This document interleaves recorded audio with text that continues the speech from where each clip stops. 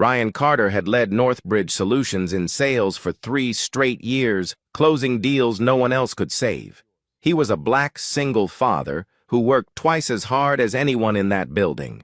But at the company-wide meeting, Chairman Howard Hayes handed his job to his own daughter, Olivia, who had been there only 3 months.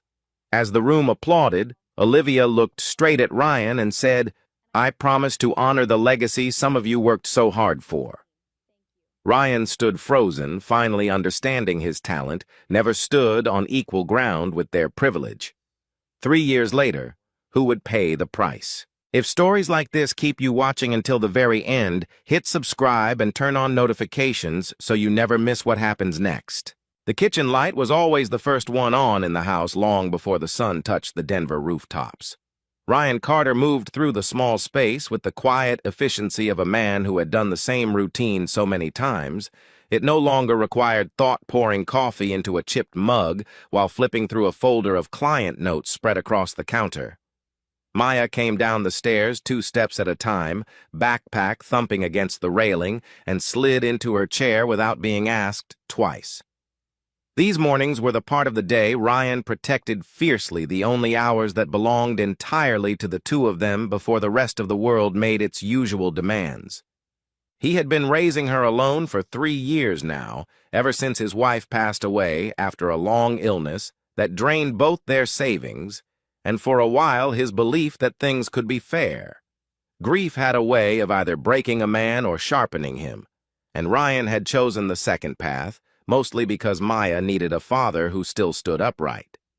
He worked longer hours than anyone else at Northbridge Solutions, not because he loved the company more than his colleagues did, but because he had learned early that for someone like him, competence alone was never quite enough to be believed. He had started at Northbridge a decade earlier as an entry-level account representative, taking on the accounts nobody else wanted, the angry callers and the impossible renewals, slowly turning enough of them into loyal relationships that management began routing the hardest cases to his desk by default. Over the years, he had built something that could not be taught in a training manual, a full framework for identifying which clients were quietly drifting toward a competitor months before they ever said a word about leaving, and a specific sequence of conversations that pulled them back before it was too late. Internally, people had started calling it the Carter method, though it had never been written down anywhere except in Ryan's own notebooks. In strategy meetings, his ideas would land in the room and sink without a ripple, only to resurface 10 minutes later from the mouth of Daniel Brooks, a senior manager whose suggestions were always met with nods and approval.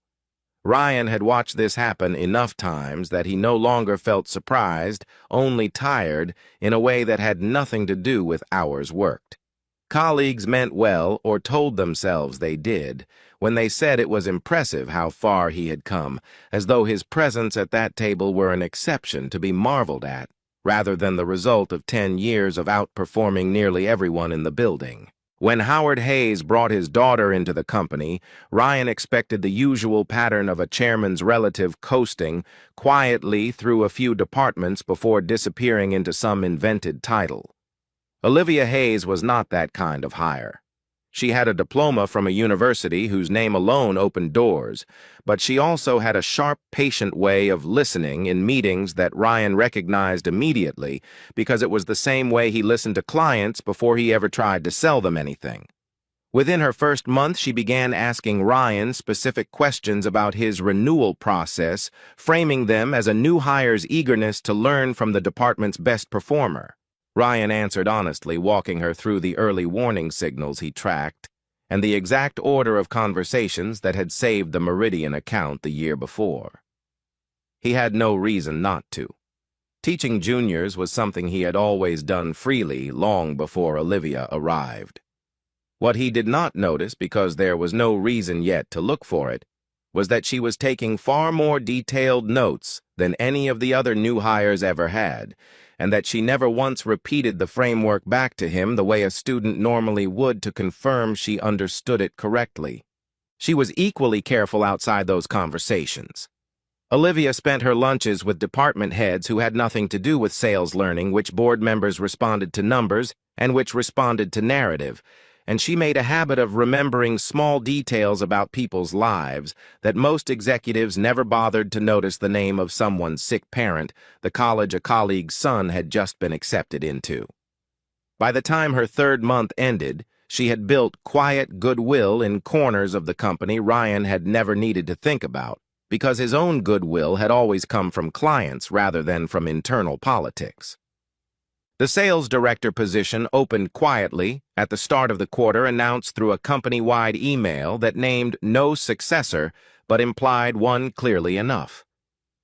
Around the office, the assumption moved from desk to desk. Like a current running under the floor, Ryan Carter would finally get the title that matched the work he had already been doing for years.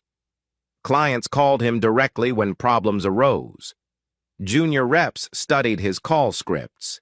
Even Daniel Brooks had once admitted in passing that nobody else understood the client base the way Ryan did.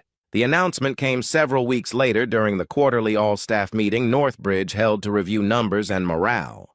Daniel Brooks stood at the front of the room with a slide already prepared, and Ryan felt something in his chest tighten the moment Olivia's photograph appeared beside the words, "Sales Director." The applause that followed sounded distant to him, as though he were hearing it through water, while the people who had congratulated him just weeks earlier for closing the Meridian account now turned their attention entirely toward the front of the room. Olivia did not simply accept the title. She walked to the microphone Daniel offered her, thanked her father with practiced warmth, and then turned deliberately toward the section of the room where the sales team sat. "I know a lot of you worked incredibly hard for this," she said, her eyes finding Ryan's for exactly long enough to make sure he understood the words were meant for him. "I don't take that lightly. I promise to honor that legacy by bringing this department the fresh perspective it needs to grow beyond where it's been." The room applauded again, warmer this time, as though she had just done something generous rather than taken something that was never hers to give away. Ryan stood in the middle of that applause and understood with a clarity that felt almost physical that she had not simply been handed his position. She had turned his decade of work into a stepping stone for her own introduction in front of the entire company and made it sound like a kindness. Nobody in that room seemed to notice what had actually just happened. He kept his face still because that was the only thing left he could control. When the meeting ended, Ryan walked back to his desk and began gathering a few personal items into a small box, not because he had decided anything yet, but because his hands needed something to do while his mind caught up with what had just happened. Olivia found him there a few minutes later, coffee in hand, her voice carrying the practiced warmth of someone used to smoothing over discomfort without acknowledging its source. She told him not to react so emotionally that everyone could see how hard he worked. "You should be grateful," she added, stepping closer and lowering her voice so only he could hear it, "that Northbridge gave someone with your background an opportunity at all. Not everyone from where you come from gets a desk this nice." Ryan set down the folder in his hands and looked at her directly. "You just said, 'someone with my background.' Do you actually understand what you mean by that, or are you just repeating something you heard at your family's dinner table?" "I'm just being realistic," Olivia said, her composure flickering only for a moment before she recovered it. "My father gave you a chance. That should have been enough for someone like you." Ryan let the silence sit between them longer than she seemed comfortable with. "You should worry less about where a man like me might end up," he finally said, "and worry more about what this company just lost." He picked up his box and walked toward the elevator, leaving her standing near his old desk. A few colleagues who had congratulated Olivia less than an hour before now watched him cross the floor in silence, none of them quite meeting his eyes.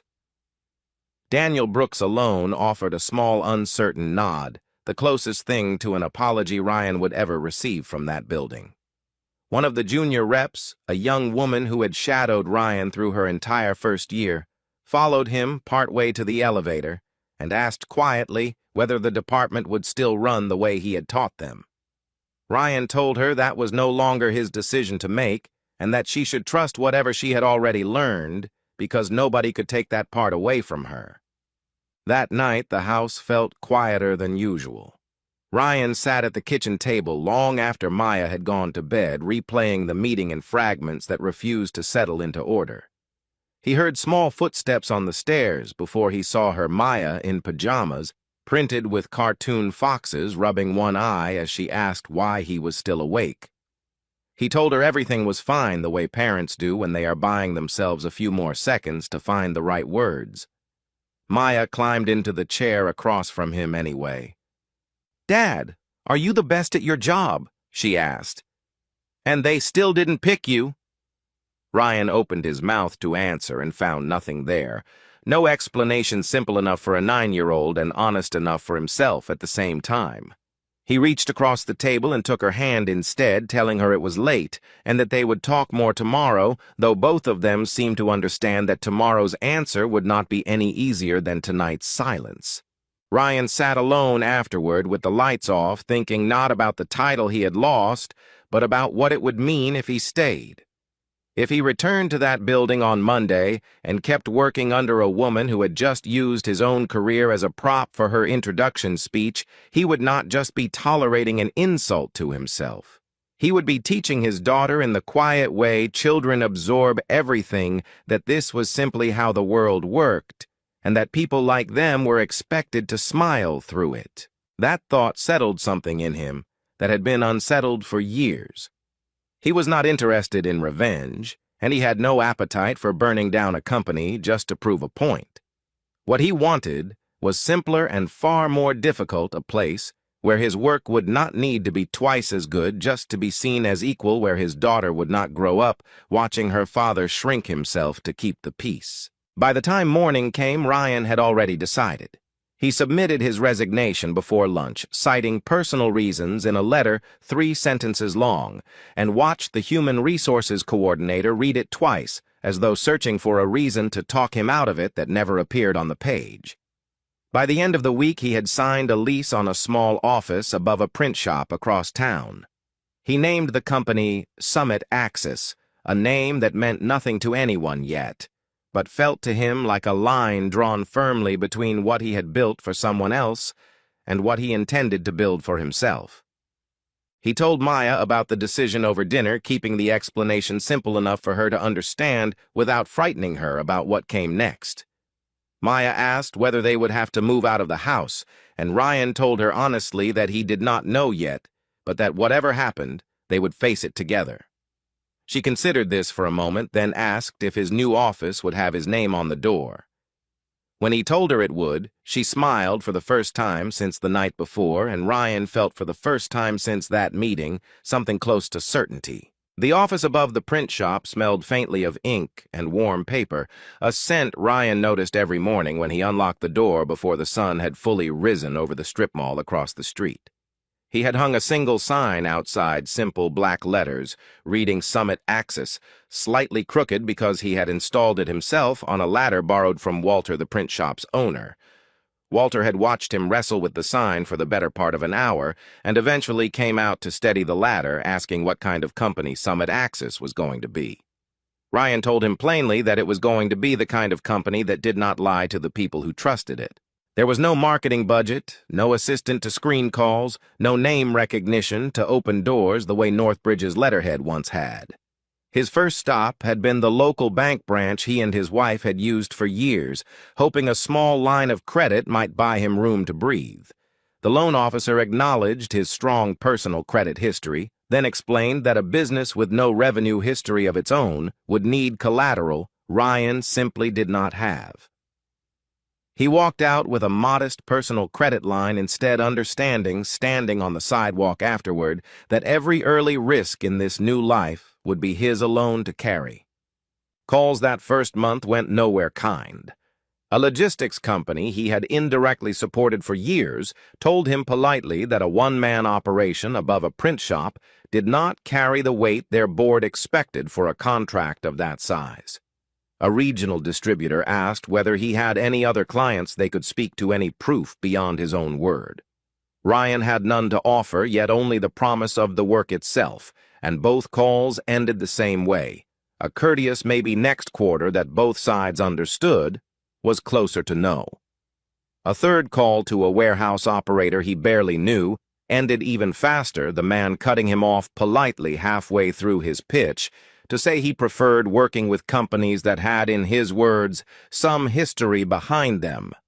Late one night after Maya had gone to bed, Ryan sat alone with the ledger open in front of him, running the same numbers for the third time as though repetition might change the outcome.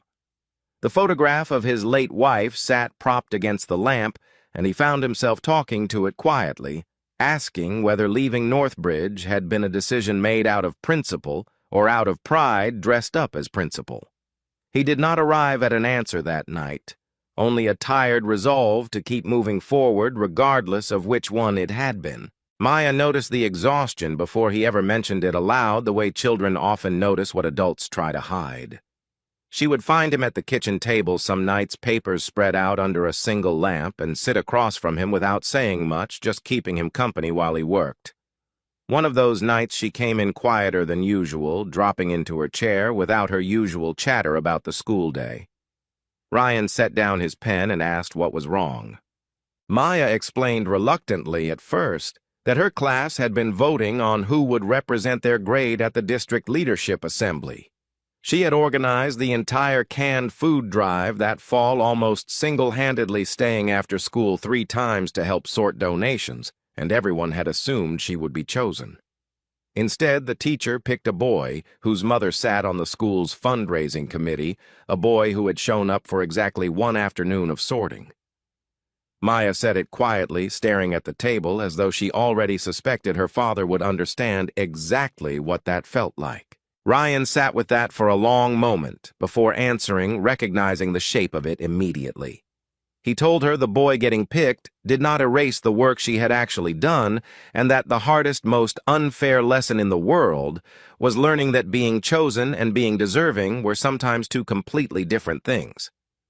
Maya asked if that was why he left his old job, and Ryan admitted for the first time, putting it plainly to her, that it was exactly why.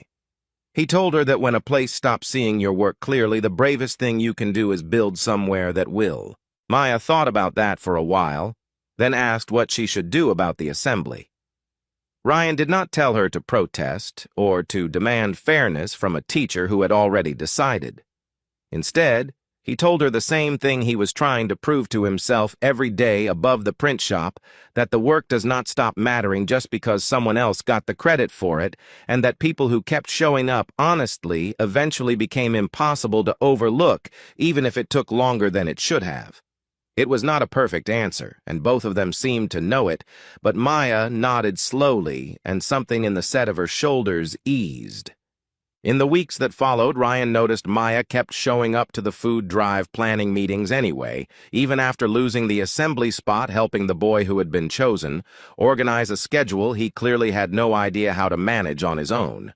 When Ryan asked why she bothered, she shrugged and said someone had to make sure the actual work got done right, whether or not her name was attached to it. He recognized the sentence immediately as something close to his own reasoning for staying honest with clients who might never know how much extra care he put into their accounts. And he did not correct her, only told her he was proud of her for it. The first real opportunity for Summit Access arrived through a woman named Grace Whitman, who ran a mid-sized supply company that had been losing profit margin for 2 straight years without understanding why. She had already sat through pitches from 3 other consulting firms who promised everything and delivered vague strategy decks, and she told Ryan so directly when he sat down across from her. He told her plainly that he would not be making any promises that day. "Why should I trust you over anyone else who's walked through that door?" she asked, arms crossed. Ryan opened his laptop and worked through her numbers in front of her, pointing to the exact months her company had shifted toward chasing new clients, while quietly losing the loyalty of clients who had been with her for years, the same pattern he had once tracked instinctively at Northbridge. By the time he finished, Grace was leaning forward, no longer testing him, but genuinely listening. "Nobody's ever spoken to me that directly," she admitted. "Aren't you afraid of losing the contract by being this blunt?" "I'm more afraid of losing myself," Ryan said, "than losing a client." Over the following weeks, Ryan returned to Grace's office nearly every Friday, walking her team through the same numbers until the changes felt like her own instincts rather than a stranger's advice. He never oversold the timeline, telling her plainly which fixes would show results in a month and which would take a full quarter to matter. And Grace came to trust that distinction more than any glossy projection a larger firm might have offered her. Within a single quarter, her profit margins had climbed back to where they had been 2 years earlier, and she began recommending Summit Access to other business owners without being asked. Word moved slowly then, with more momentum, carried by a reputation Ryan had not designed, but had certainly earned. Back at Northbridge, Olivia was not simply coasting on her father's name the way Ryan had first assumed. She had spent her early months quietly absorbing everything Ryan once taught her about client retention, and once he was gone, she rebuilt his framework, almost method for method, renaming it internally as the Hayes retention model. She presented it to the board as her own strategic innovation, complete with slides and a rollout plan, and Howard, eager for any proof that his decision had been the right one, championed it enthusiastically to the rest of the company. Ryan learned about it secondhand through a former colleague who mentioned almost in passing that Northbridge had started marketing something called the Hayes model to prospective clients, describing it in terms that sounded unmistakably familiar. He asked the colleague to send over whatever promotional material she had seen, and when it arrived, he recognized entire phrases lifted almost directly from conversations he had once had with Olivia during her first month back when he had assumed she was simply an eager new hire trying to learn the business. He sat with that information for a long time, staring at his own handwritten notebooks on the shelf behind his desk, the ones where the actual method had been developed line by line over a decade of trial and failure. It was one thing to lose a title. It was another thing entirely to watch the one piece of himself he had built with his own hands get repackaged with someone else's name on it and sold back to the world as though he had never existed. Marcus Whitfield joined Summit Access not long after a young analyst who had left a larger firm because he wanted to work somewhere his suggestions might actually be heard. During the interview, he admitted he had spent 2 years watching more senior colleagues take credit for his analysis and asked Ryan directly whether that would happen here too. Ryan told him it would not, and that if it ever did, Marcus had his permission to walk out the same way Ryan once had. Together, they refined the retention system further, building it into something more precise than anything Northbridge had managed to copy, if only because Ryan understood the reasoning behind every step in a way no amount of note-taking could replicate. It did not take long for Northbridge to notice Summit Access pulling business in its direction.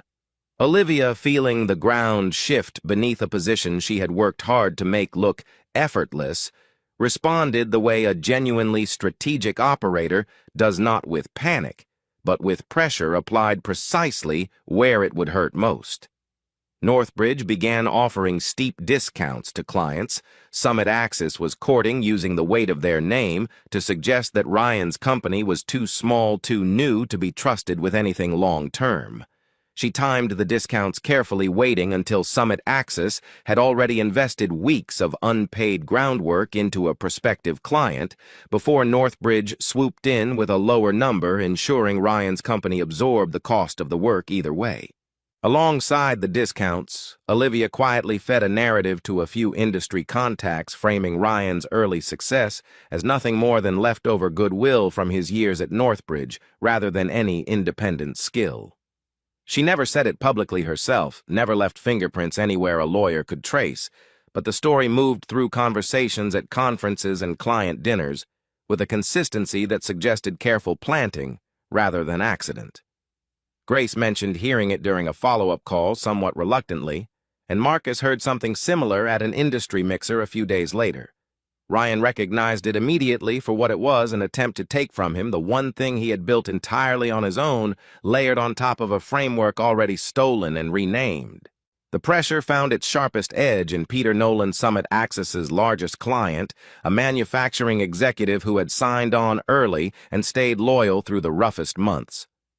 Peter called on a Tuesday afternoon, his voice carrying an apology before he explained the reason for it. Northbridge had come in with pricing so aggressive, his own board could not justify staying with Summit Access. And worse, their pitch had leaned heavily on the Hayes retention model, presenting it as a more advanced version of exactly what Ryan already offered. "I understand the position you're in," Ryan told him. "But do you remember what usually happens once Northbridge wins a contract by undercutting instead of earning it?" "I hope you're wrong about that," Peter said quietly. He mentioned that his board had pushed hard for the switch, citing the savings as too significant to ignore, and that the newer, more polished version of the model Northbridge presented had made the decision feel safer than it actually was. The loss of Peter's contract set off a chain reaction Ryan had feared, but not fully prepared for. Summit Access's bank, evaluating the company's risk based on its largest client relationship, moved to withdraw the modest line of credit, keeping the business afloat during slower months. Ryan received the letter on a Thursday, read it twice at his desk, and sat in silence longer than he wanted to admit. That night, Maya overheard part of a phone call he made to Marcus, trying to work through options that all seemed to lead toward the same uncertain place. She waited until he hung up before asking whether the people at the other company were winning simply because they had more money and could take whatever they wanted, even things that were never theirs to take. Ryan sat down across from her, searching for an answer that would not frighten her, and found himself once again without one that felt complete. He thought about the assembly at her school, the boy who got chosen for work he never did, and understood that his daughter was watching the exact same pattern play out in his own life at a scale far larger than a classroom vote. He told her only that some people believed if they took something long enough and called it their own often enough, it would eventually become true. Then he told her that he did not believe that, and that he needed her to believe it too. Grace called one afternoon, her voice softer than usual, and asked Ryan directly whether this was the end. "You don't have to protect me from the answer," she said. "I've been in business long enough to know what a letter from a bank usually means."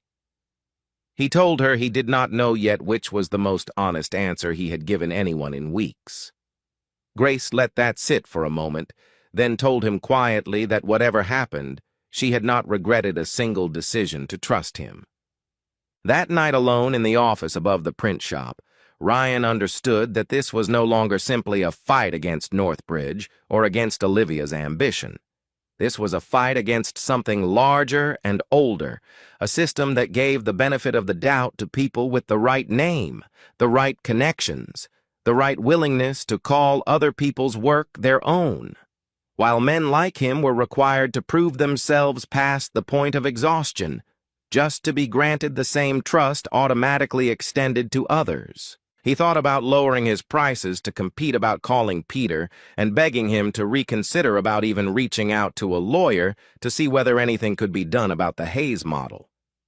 Each option surfaced and dissolved almost as quickly because most of them required him to fight on someone else's terms.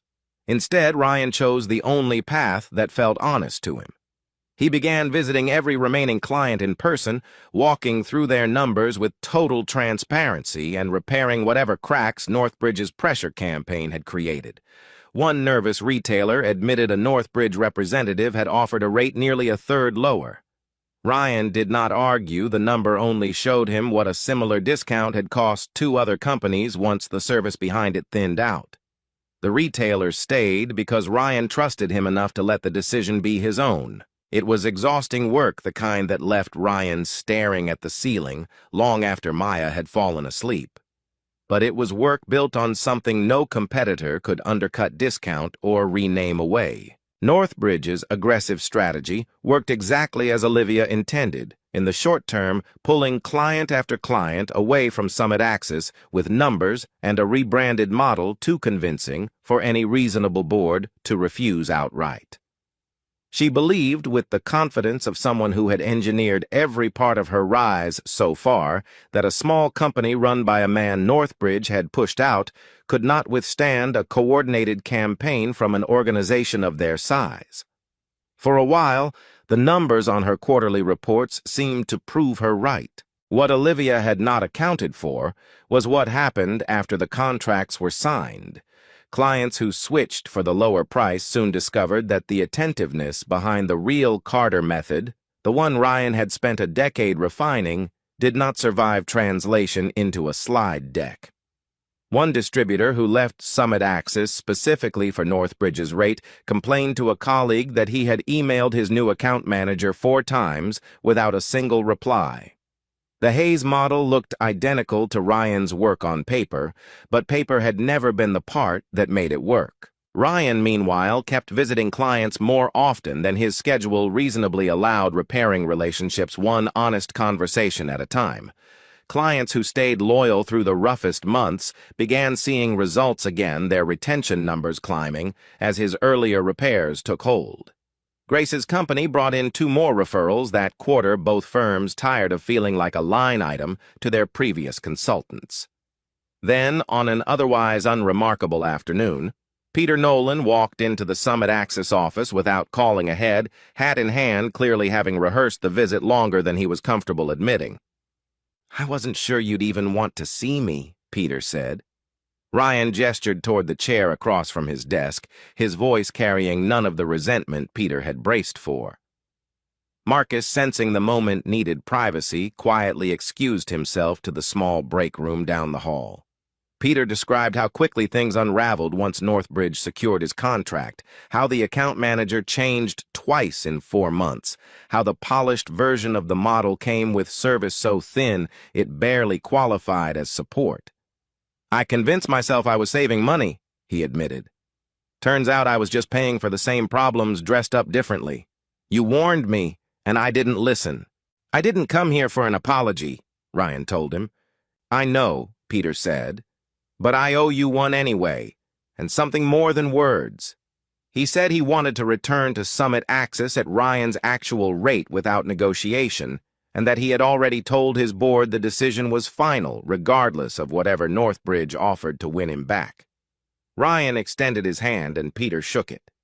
News of his return moved through the industry fast, partly because Peter made no effort to keep it quiet, and within a few months, Summit Access had recovered the ground it lost and grown beyond anything Ryan had projected. The unraveling on Northbridge's side accelerated at the same time, driven by something Olivia had not planned for a technology trade journal, preparing a feature on retention frameworks across the industry, comparing several companies' published methodologies side by side. A junior reporter, cross-referencing old Northbridge internal materials leaked during an unrelated data audit, noticed that early drafts of the Hayes model bore an almost identical structure to a framework Ryan Carter had quietly built and used for years before Olivia ever joined the company. The story was scheduled to run at the upcoming Denver Business Alliance conference, where both Northbridge and Summit Access had coincidentally been invited to speak on separate industry panels. Howard learned about the article 3 days before the conference and called an emergency board session.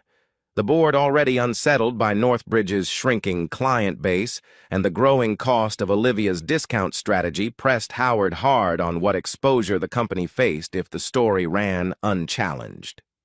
The meeting stretched nearly 3 hours, well past its scheduled end, with several board members asking pointed questions about how long leadership had known the retention model bore such close resemblance to a competitor's methodology. Howard, caught between defending his daughter and defending the company, gave answers that satisfied almost no one in the room. One board member, a longtime investor named Diane Reeves, asked bluntly whether anyone had considered simply making the problem disappear by acquiring the company whose founder they had allegedly copied from. It was framed as due diligence, but everyone in the room understood it as damage control. Olivia, cornered but never rattled, proposed the acquisition herself before her father could hesitate. If Northbridge bought Summit Axis outright, she argued the origin of the model would become an internal matter rather than a public scandal, and Ryan Carter would simply become an asset the company had reabsorbed rather than a wronged founder with a story to tell. She laid out the financial logic with the same calm precision she had once used to walk Ryan through her supposedly innocent questions about his renewal process, and for a moment the room seemed almost relieved to have a plan, any plan that did not require anyone to admit fault out loud. It was even Howard had to admit privately a genuinely clever solution, the kind of move that revealed exactly how dangerous his daughter had become once she stopped needing him to hand her anything. The approach came 2 days before the conference, when Howard called Ryan directly and asked for a meeting on neutral ground, suggesting the conference itself, where both companies would already be present. Ryan agreed mostly because Maya, now 12, had asked to come along that year, curious after months of hearing fragments of the fight from the other side of doors he had tried and largely failed to keep closed to her. The Denver Business Alliance conference filled a hotel ballroom with several hundred people from across the region's business community, cameras from 2 local business outlets set up near the stage, and a printed agenda that listed both Northbridge Solutions and Summit Axis among the afternoon's featured panels. Ryan had been invited months earlier to speak about honest client retention practices, an invitation that had felt at the time like a small but meaningful marker of how far Summit Axis had come from the office above the print shop. He had prepared notes for weeks, never once imagining he would need them for anything other than his own scheduled panel. Ryan sat near the back before his own session, Maya beside him scrolling through the agenda, when Howard and Olivia approached, flanked by 2 members of the Northbridge board. Howard suggested they step to a side room reserved for private meetings, but Ryan, watching Olivia's practiced composure and remembering exactly how skillfully she had once turned a public microphone into a weapon against him, shook his head. "Whatever you came to say, you can say it here," he told Howard, gesturing to the open lounge area near the ballroom entrance, still public enough that neither side could quietly control the story afterward. Howard, visibly uncomfortable with the audience, but unwilling to back down in front of his own board members, laid out the offer directly. Northbridge wanted to acquire Summit Axis, absorbing Ryan back at a senior executive level, with full authority over sales strategy company-wide and a valuation for his company that would have seemed unthinkable 3 years earlier. He framed it as an overdue correction, a chance to unify what should never have been split apart in the first place. He mentioned almost as proof of good faith that the offer had already been approved in principle by the full board that morning, as though the speed of the decision might make it harder for Ryan to say no. Olivia added smoothly that the acquisition would also formally credit him as the original architect behind the retention framework the company had been using, resolving what she called an unfortunate labeling issue before the trade journal's article created confusion for no reason. It was, Ryan understood immediately, the most careful, least incriminating way anyone could possibly describe stealing his life's work and selling it under someone else's name for 3 years. An unfortunate labeling issue. Ryan repeated loud enough that a few heads nearby turned. "That's what you're calling it." Diane Reeves, standing slightly apart from the rest of the Northbridge group, did not look away, and something in her expression suggested she too had been waiting to hear how Olivia planned to phrase this in front of witnesses. Ryan looked at Maya, who had gone quiet beside him, watching the exchange with the same careful attention she gave everything that mattered to her, and thought about the assembly she had lost months earlier to a boy who had done none of the work.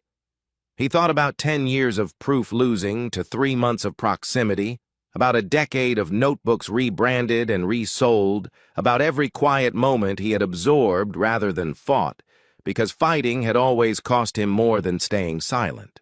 He decided, standing in that lounge with cameras 30 feet away, that this was not going to be one of those moments. 3 years ago, your daughter stood at a podium and thanked me for my legacy while she took my job, Ryan said, keeping his voice level, but no longer quiet. Then Northbridge took the actual work behind that legacy put a new name on it, and sold it to my own clients as something better than what I built. Now you're offering to buy the company I built from nothing, so the story disappears before a journalist gets to print it." A small cluster of conference attendees near the lounge entrance had slowed their pace, sensing something beyond ordinary small talk, and one of the local reporters covering the event glanced up from her phone toward the group. Howard noticed the attention and lowered his voice, asking if they could at least continue this somewhere more private. Ryan shook his head again.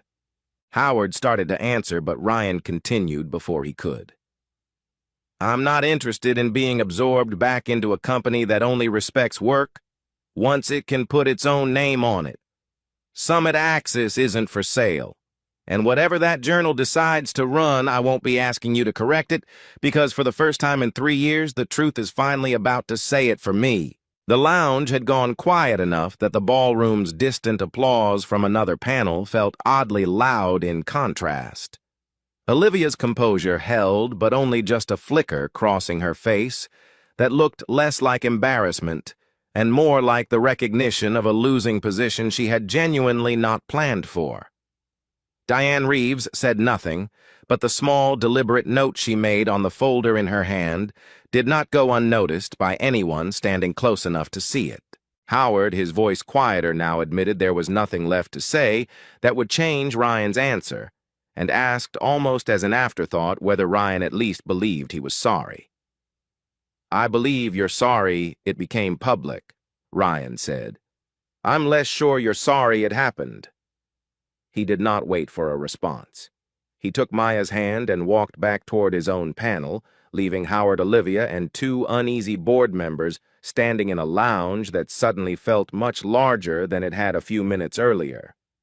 Maya did not say anything until they were seated again near the front row, waiting for his panel to begin. She asked quietly whether he had been scared standing there in front of all those people.